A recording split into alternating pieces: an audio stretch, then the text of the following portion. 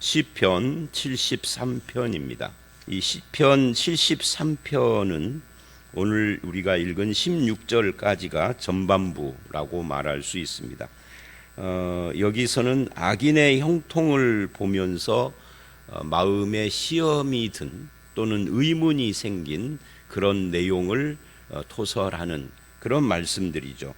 그리고 이제 이 문제 해결이 내일 말씀 17절 이하에서 이루어집니다. 그래서 이 73편은 전반부 후반부가 뚜렷해요. 이렇게 전 후반부로 나뉘는 시가 그렇게 많지 않습니다. 드물죠. 그런데 이 시편은 확실하게 그렇게 구별이 돼요. 그런데 이 시편을 읽어보면, 오늘 본문을 읽어보면, 야, 이게 지금부터 몇천 년 전 그 시인이 쓴 건데, 아삽의 시라고 되어 있잖아요. 보통 시편은 솔로몬이나 다윗이나 이런 사람들이 썼습니다. 근데 시편 중에 어떤 시편, 이제 오늘부터 시작되는 요 부분들이 아삽의 시들이 쭉 이어져요. 아삽의 시가 계속되죠. 그리고 이게 시편에서 나중에 이제 아삽의 시가 거의 끝나고 난 뒤에 84편서부터는 고라자손의 시가 또 이어집니다. 그러니까 아삽이나 고라자손처럼 시편에서 주류가 아닌 사람들이 쓴 시들인데 이걸 시편의 제3편, 3권이라고 부릅니다. 여러분 아마 성경책에도 3권이라고 써 있을 거예요. 시편이 1권, 2권, 3권, 4권 이렇게 나눠져요. 90편서부터는 4권이죠. 그리고 5권까지 쭉 이어지는데 대부분은 솔로몬이나 다윗이나 이런 사람들이 썼는데 요 3권은 아삽과 고라자손이 쓴 거고, 이제 4권을 시작하면서는 또 모세의 시도 나오죠. 시편에 드물게 딱 한 번 나오는데 이제 그런 그 흐름 속에 있습니다. 근데 이 아삽의 시를 읽으면 수천 년 전에 쓴 건데도 오늘 우리들의 마음을 대변하는 것 같은 그런 내용들이로구나. 그러니까 인간 사는 것은 1000년 전이나 지금이나 3000년 전이나 지금이나 인간이 아담과 하와가 범죄한 이후에 인간이 사는 것은 다 똑같아요. 뭐만 바뀌어졌죠? 과학만 발전했죠. 과학이 발전하니까 문명이 현대화되고, 근데 현대화된 문명이나 중세시대 사람이나 고대의 사람이나 인간 자체는 안 변했어요. 똑같아. 우리가 쓰고 있는 IT 기기를 중세 사람이나 아니면 중세까지 갈 곳도 없이 근대 사람들은 모르죠. 그런데 그것을 쓰는 사람은 똑같은 죄인들이죠. 그래서 그들이 만드는 사회에서 일어나는 일들은 도구만 다를 뿐이지 본질이 같아요. 그래서 이제 이 본문을 보면 뭐가 그러냐 하면은 오늘 말씀은 전체가 딱 하나를 말하는 겁니다. 악인이 잘 되는 걸 보고 의의 길을 따라갔던 이 아삽이 시험을 받는 이 내용입니다. 근데 그것이 오늘날도 일어나는 일들이다. 그래서 이제 이런 시험에 빠진 사람은 어떤 특징을 갖느냐면 하나님을 부정하고 그 다음에 의의 길을 가는 걸 중단하거나 이 세상 나처럼 사면 안 되는구나, 손해만 보는구나 라는 생각이 들면 그 사람도 서서히 악인의 행실을 닮아가기 시작을 하죠. 왜? 손해 안 보려고. 이제 그런 내용들입니다. 그러다가 내일 말씀에 정신이 번쩍 들면서 태도를 바꿨다 하는 내용이에요. 그 의심과 시험의 문제를 이제 오늘 말씀에서는 해결이 안 됩니다. 내일 말씀에서 이것이 어떻게 해결됐는가 하는 것을 고백하는 거죠. 자, 오늘 말씀 전반부인데 이 전반부도 몇 개의 단원으로 나누어집니다. 우선 1절서부터 9절까지를 쭉 보면 이 악인의 형통을 보고 그 악인이 어떤 태도의 삶을 사는가를 자세히 다루고 있는 그런 모습들이 보입니다. 그 1절을 보면 우선 하나님에 대한 믿음을 고백을 해요. 하나님이 참으로 이스라엘 중 마음이 정결한 자에게 선을 행하시나. 하나님은 마음이 정결한 자, 즉 정결하다 이 말은 하나님 앞에서 마음의 동기와 태도가 올바르다 하는 거예요. 그런 사람들에게 선을 행하신다 라는 확신이 이 아삽이라는 시인에게 있었던 거예요. 이게 이제 믿음인 거죠. 오늘 우리도 그런 믿음의 확신을 가져야 됩니다. 우리도 하나님께서는 마음이 정결한 자에게 선을 베푸신다. 하나님은 살아계신다. 이 믿음을 가지고 있기에 새벽 기도도 나오고 주일날 예배도 드리고 성경도 읽고 하는 거죠. 기도도 하고. 그런데 그런 믿음을 가지고 있는데 그러나 그래요. 행하시나 이 말은 그러나라는 말이죠. 그러나 나는 넘어질 뻔했다. 이 넘어질 뻔했다 이게 이제 오늘 우리로 말하면 시험에 들 뻔했다. 그런 이야기입니다. 왜 시험에 들 뻔했느냐면 현실을 보고 실족할 뻔했다 하는 거죠. 나는 거의 넘어질 뻔하였고 거의 나의 걸음이 미끄러질 뻔이 미끄러졌다는 게 실족을 말하는 겁니다. 사람이 실족하게 되어지는 여러 가지 이유가 있는데 뭐 어떤 사람은 뭐 기도가 응답되지 않아서 뭐 이런 사람들이 참 많고요. 내가 하나님께 기도했는데 응답을 안 해줬다. 근데 여러분 기도는 성경 공부에서 제가 늘 말하는 것처럼 기도 응답은 한 가지만 있는 건 아니에요. 예스 하고 바로 내가 구하는 그것을 바로 내가 간구한 지 얼마 안 돼서 이루어 주시는 경우가 있는데 이것만 응답은 아니에요. 근데 우리는 그것만 응답이라고 생각하니까 하나님이 내 기도를 안 들어주셨어 하고 실족한단 말이죠. 그런데 부모가 자식에게 하듯 안 돼, 노라고 하는 것도 응답이거든요. 한번 생각을 해보세요. 제가 하나님 앞에 기도를 지금부터 작정기도 100일을 합니다.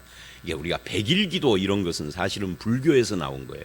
어쨌든 간에 무슨 기도를 하느냐면 하나님 이 교회를 이게 이 본당하고 교육관 다 합치면 이게 어마어마한 재산인데 이거 1년 안에 내 것으로 명의 이전을 시켜주십시오.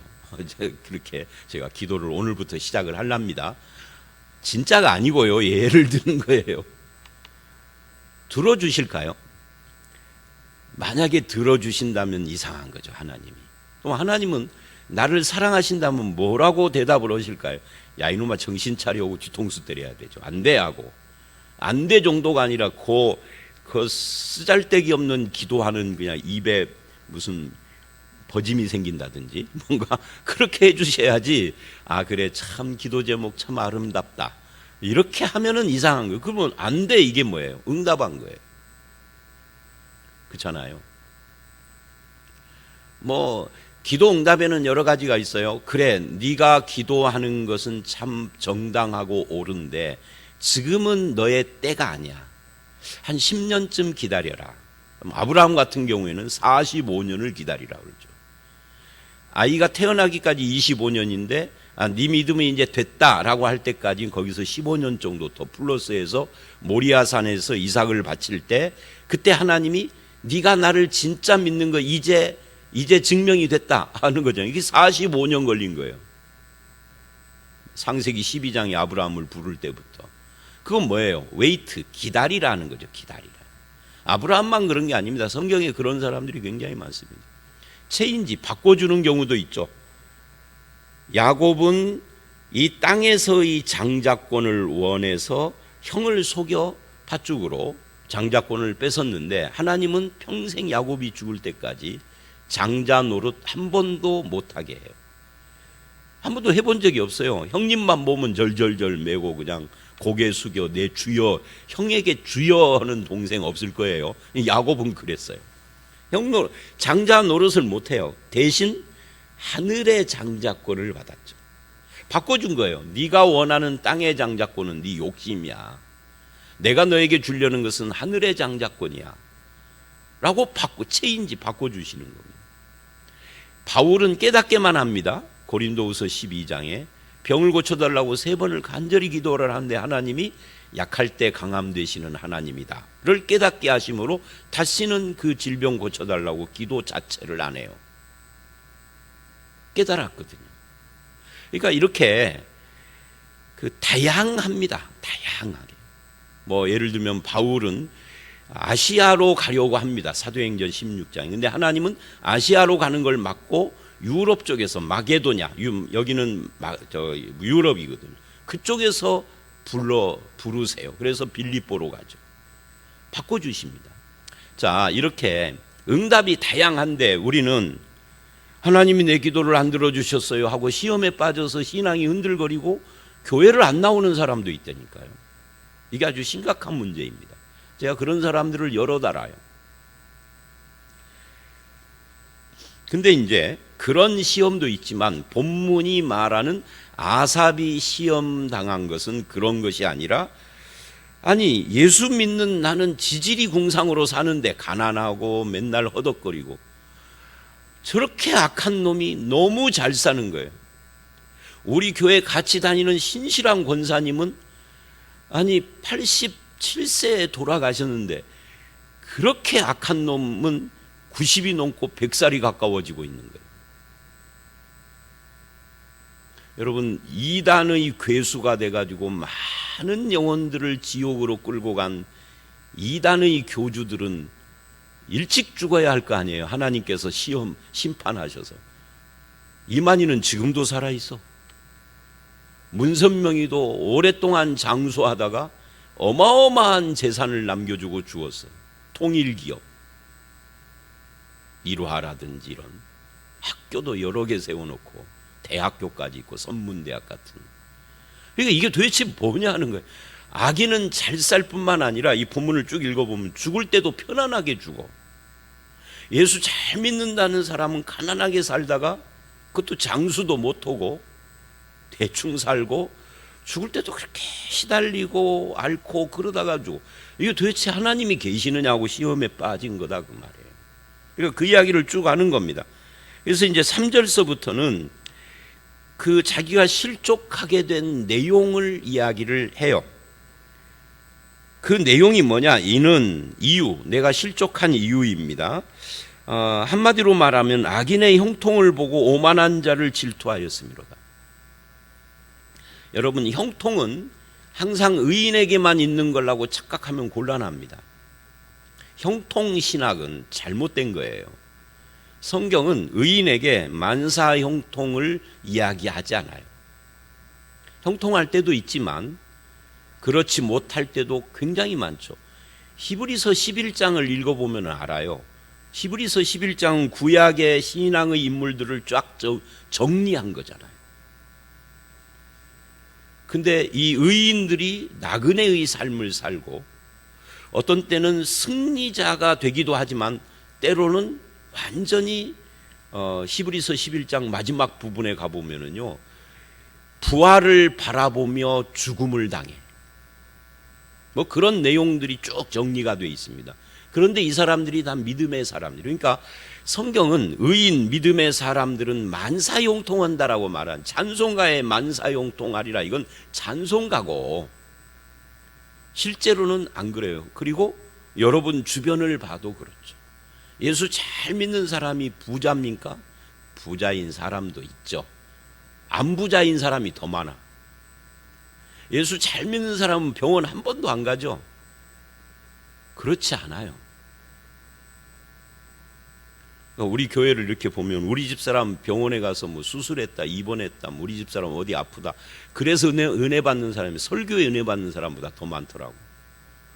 그래가지고 목사님, 사모님 미안하지만 사모님 아프다는 소식에 내가 은혜 받았어요. 왜? 자기도 아프거든. 근데 아프다는 말을 쉬쉬하고 말을 안 했는데. 그러니까요, 따져보면 악인은 형통한데 의인은 안 형통한 사람들도 있다는 말. 형통한 사람도 있고 없다는 것이 아니라 근데 다가 아니다는 거예요. 그래서 넘어질 뻔했다는 거예요. 근데 그 악인의 형통, 그 내용이 뭐냐를 4절서부터 말을 해요. 그들은 죽을 때도 고통 없이 죽어. 그 힘이 강건해요. 예수 안 믿는 사람 중에 오래 장수하다가 죽을 때도 편안하게 죽는 사람들 많습니다. 사람들이 당하는 고난이 그들에게는 없어요. 먹고 살기에 맨날 허덕허덕하고 이렇게 추운 날도, 제가 어제도 보니까 새벽기도 끝나고 그 이른 시간이잖아요. 6시 반쯤 집으로 돌아가는데, 돌아가는 모퉁이에서 딱 이렇게 돌다가 누군가를 마주쳐서 거의 부딪힐 뻔해서, 우리 교회 집사님. 그 양반은 맨날 그렇게 6시 반쯤 나가. 비가 오나 눈이 오나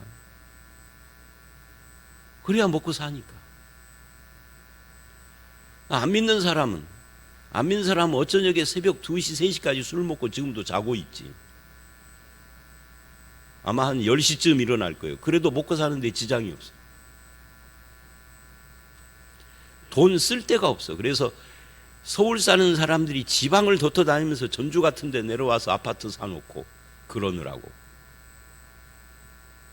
그러니까 그 이야기예요.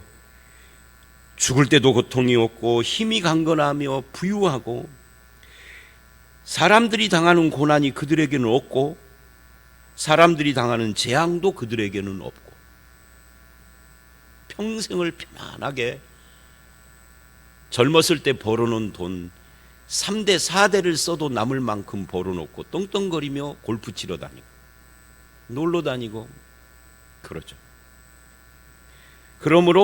그래서 이 사람들이 교만해요. 6절, 교만이 그들의 목걸이요 강포가 그들의 옷이며. 이 교만에 대해서는 뭐 설명이 필요 없을 것 같고요. 이 강포라는 것은, 그러니까 이 사람들은 사람들을 함부로 대하고 말도 포악하게 하고 폭력도 휘두르며, 그래도 뭐 폭력을 휘둘러도 금방 그거 해결해. 그럼 사람 몇 대 패도 우리 같은 사람들은 그러면 징역살이 해야 하고 엄청난 벌금을 물어야 되는데, 이 사람들은 뭐 그거 껌값이요. 얼마 필요해 하고 끝나버리는 거예요. 그게 교만해요. 그 강포가 그들의 옷이고 교만이 그들의 목걸이요라고 하는 것은 단순한 장식품을 말하는 것이 아니라 높은 지위와 신분의 표시예요. 그런 높은 지위와 신분, 그러니까 돈도 많고, 그거 가지고 뭐를 했느냐면 교만하고 광포한 삶을 살았다는 거죠. 그리고 7절로 9절, 살찜으로 그들의 눈이 솟아나며 그들의 소득은 마음의 소음보다, 이 부분을 보세요. 7절, 그들의 소득은 마음의 소음보다 많고, 나는 한 달에 수입이 한 1,000만 원이면 좋겠어 그러는데 한 달에 수입이 1억이에요.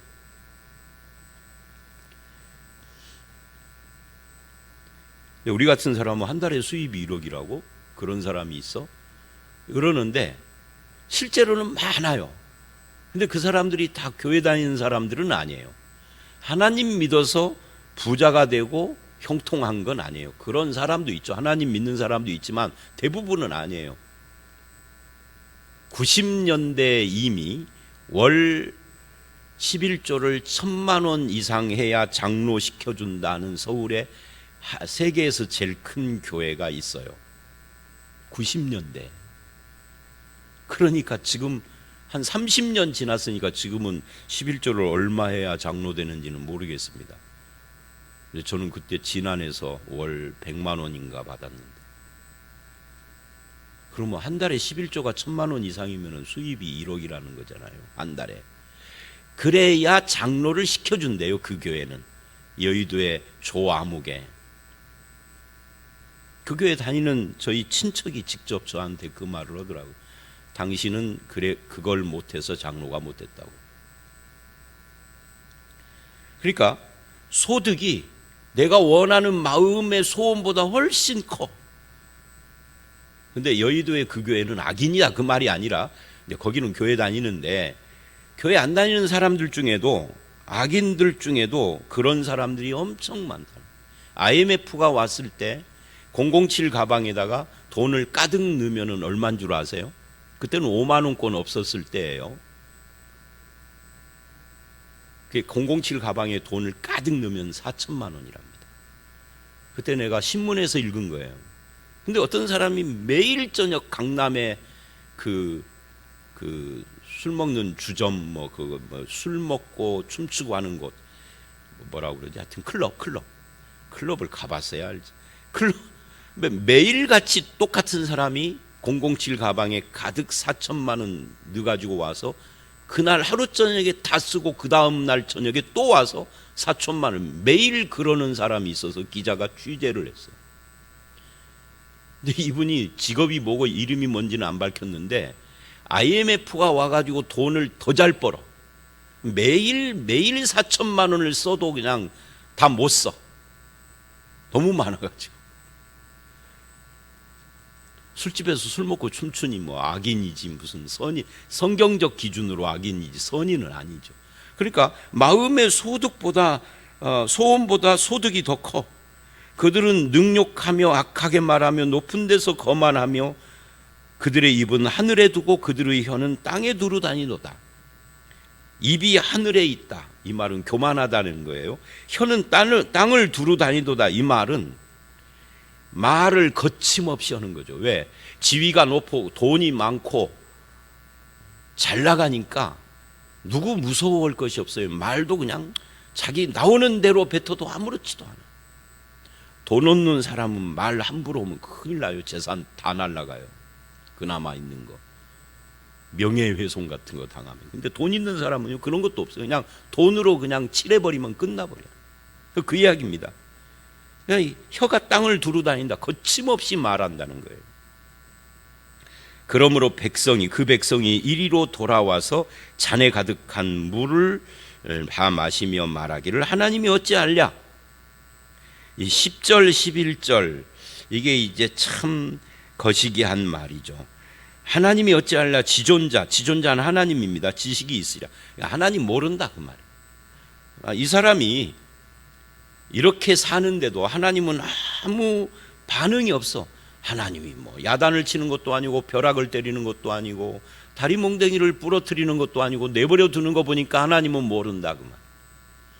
모른다가 아니라 더 정확히 말하면 하나님은 없다죠. 이게 사실은 하나님은 없다. 그래서 이제 우리들 가운데 보면은 신앙의 시험이 들려서 교회를 떠나거나 하는 사람 중에 바로 이 부분에 걸린 사람들 참 많습니다. 그래서 만나서 대화를 해보면 이런 말을 자주 하죠. 여러분도 많이 들으셨을 거예요. 정말 하나님이 계시다면 이 세상에 이 나쁜 놈들이 이렇게 많냐. 그 이야기를 많이 해요. 근데 여기서도 똑같은 이야기를 하는 겁니다. 하나님이 계신다면 뭐라고 말씀을 하시거나 뭔가 액션을 취해야 하는데 내버려 둔다. 그래서 이 시인 아삽이 실족할 뻔했다. 자, 여러분 이제 막판 이제 마지막 단원 12절로 16절을 보면은 오늘 말씀 마무리인데요. 여러분은 어떠세요? 여러분은 지금 제가 말한 또 이 아삽이 이야기한 이런 것에 시험에 들 뻔한 적 없으십니까? 아마 있으시겠죠. 사람이라면 이런 생각 안 해본 사람 거의 없을 겁니다. 신앙이 반듯하게 정착이 되고 뿌리를 내리기 전까지는 누구나 이런 생각이나 이런 시험이 있는 거예요. 근데 그 시험을 뚫고 지금 이 자리에 여러분 계시는 거죠. 뭐 젊었을 때는 다 이런 시험이 조금은 있습니다. 자, 계속합니다. 하나님은 몰라. 하나님은 안 계셔. 내버려 두는 걸 보면 하나님은 있어도 무능한 거야. 없을 거야. 뭐 이렇게 시험에 들었다는 거죠. 12절 볼지어다. 이들은 악인들이라도 항상 편안하고 재물은 더욱 불어나고 뭐 더 제가 설명할 필요가 없겠죠. 앞에 이야기를 반복하는 거니까. 내가 내 마음을 깨끗하게 하며 내 손을 씻어 무죄하다 한 것이 실로 헛되다. 그러니까 내가 착하게 살고 믿음으로 살고 하나님을 의식하며 하나님을 경외하며 하나님 앞에서 바르게 살아야 되겠다라고 다짐을 하고 지금까지 살아왔는데 이 악인이 형통하고 이렇게 잘 살고 잘 되는 걸 보면 지금까지 내가 헛살았구나. 진작 나도 저렇게 살아서 떵떵거릴 걸, 뭐 이런 시험에 빠졌다 하는 이야기입니다. 나는 종일 재난을 당하며, 그러니까 아기는 저렇게 형통한데 나는 늘 재난을 당하고 아침마다 징벌을 받는도다. 그러니까 자기의 삶은 늘 고통스러운 거예요. 내가 만일 스스로 이르기를 내가 그들처럼 말하리라 하였더라면 나는 주의 아들들의 세대에 대하여 악행을 행하리. 그러니까 저들처럼 나도 악행을 행하면서 살 걸, 이 나이 먹도록 믿음으로 살아와서 결론이 뭐예요? 가난이죠. 그거 이야기를 하고 있는 거예요. 이 선을 행하다가 낙심한 모습을 지금 보여주고 있습니다. 그래서 갈라디아서 6장을 보면 딱 부러지게 바울이 그 말을 하죠. 선을 행하다가 낙심하지 말지어다라고. 선을 행하는 사람이 또는 믿음으로 사는 사람이 가장 주의해야 할 것이 그겁니다. 내가 믿음으로 살고 선을 행하는 것에 대한 당장의 보상이 내 생애에 이루어지지 않는다 할지라도, 그래도 내 자손들이 잘 될 거야 하는 생각으로 견디라, 이 말이 아닙니다. 믿음으로 산 사람들의 자손은 다 잘 됐나요? 그렇지도 않아요. 더 오랜 기간을 두고 보면 모르겠습니다만은 꼭 그렇지는 않아요. 최후의 심판이나 영원한 하늘의 복, 이런 것은 있죠. 근데 세상에서 이야기를 하는 겁니다. 그러니까 지금 차라리 악행을 하고 살았으면 더 나았을 걸, 하나님을 의식하고 선을 행하며 살았는데 나는 지금도 종일 재난을 당하고 있고 하나님도 없다 하며 하나님도 몰라 라고 하는 사람은 잘 살고 떵떵거리고 후손에게 재산도 어마어마하게 물려주고 죽을 때도 편안하게 죽고 나서 무덤도 엄청나게 크게 썼어. 그런 이야기입니다. 그래서 지금 후회가 된다는 거예요. 믿음으로 살고 선하게 산다는 것이 이게 결론이 이런가 하고, 그래서 16절 이렇게 말을 합니다. 내가 어쩌면 이를 알까 하여 생각한즉 그것이 내게 심한 고통이 되었더니, 이 결론입니다. 그래서 내가 내 인생을 돌아보니 참 후회되고 고통스럽고, 나야 혼자 그렇지만 내가 그렇게 살아서 내 가족과 자식들까지 가난 속에서 살게 됐으니 이거 참 하고, 그런 어떤 고통이 온 거죠. 이제 결론은 내일 말씀입니다만은 오늘까지는 악인의 형통을 보고 받은 시험의 고백이니까 좀 찜찜하게 마무리를 합니다만은 이렇게 이야기를 하고 마치죠. 여러분은 혹시 하나님을 믿는 것에 대해서, 그래서 그리스도인으로 산다는 것에 대해서 후회해 보거나 시험에 걸리거나 아니면은 의심을 해보거나 하나님의 존재와 역사에 대해서 그러신 적 없으신가요? 만약에 지금도 그런 마음이 조금이라도 있다면 그것을 해결하시기를 바랍니다. 어디서 해결하죠? 하나님의 말씀에서 해결하고 기도함으로, 말씀과 기도, 이건 쌍둥이거든요. 그래서 해결하셔야 됩니다. 그리고 믿음으로 사는 것에 이제 다시는 후회도 없고 되돌아보지 않고 흔들리지 않는 믿음으로 살기를 바랍니다. 그것이 신자의 길이에요. 아무리 세상 악인이 형통해도 나는 하나님의 말씀 따라 하나님의 길을 가리라, 믿음의 길을 가리라 하는 것에 확고해졌으면 좋겠습니다. 시인이 이 시를 쓴 것도 바로 그걸 말하기 위해서요.